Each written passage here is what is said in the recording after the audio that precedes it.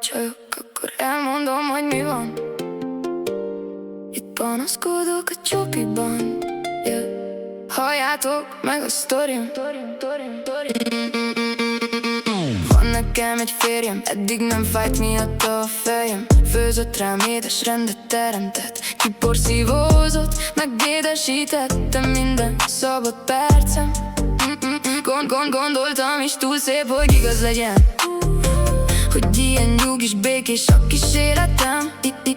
Minden este Netflix, rozé a kanapén. Nem volt semmi feszkó, mi a lelkem menné. És akkor egy júliusi este megjelent a kiutalt nyestem. Az autót megmászt a csendben. A háború kezdetét is vettem menten. Mert vagy a férjem, vagy a nyest, a kettő együtt nem megy. Egyik éjjel, az egyik fáraszt, a másik meg inkább bosszant. A kettővel egyszerre nem bírok. A csoportos segítségért fordulok. Vagy a férjem, vagy a nyest, a kettő együtt nem megy. Az egyik a házban benn pöröl, a másik a motorházban pörög. A kettő együtt nem megy. A férjem kizavar, hogy ki mi ez a hangzavar. A nyes meg bezavar, mert a kamerát bent hagytam. Kétfelé szakadok, mondd meg Csajci, ez mi? Ultra hangot rendeljek, vagy menjek új táskát venni? A konyhában romhamaz, a garázsban nyest vízelet. Kész vagyok, csajok a csoportból, várom a híreket. Mert jött egy júliusi estem, és megjelent a nyestem.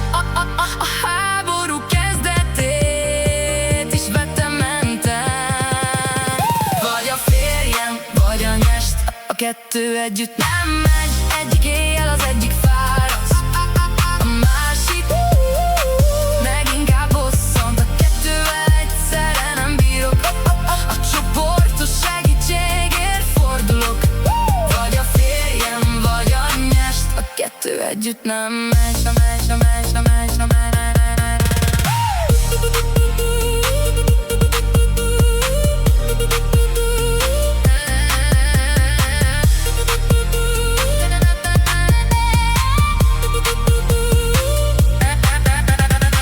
A szigetelést a fotókban, a türelem is elfogyott. A férjem ezért már majdnem elhagyott. Én csak állok a felajtón, egy jó rozéval a kezemben. Csajok, írjátok meg gyorsan, mit kell tenni ilyen esetben.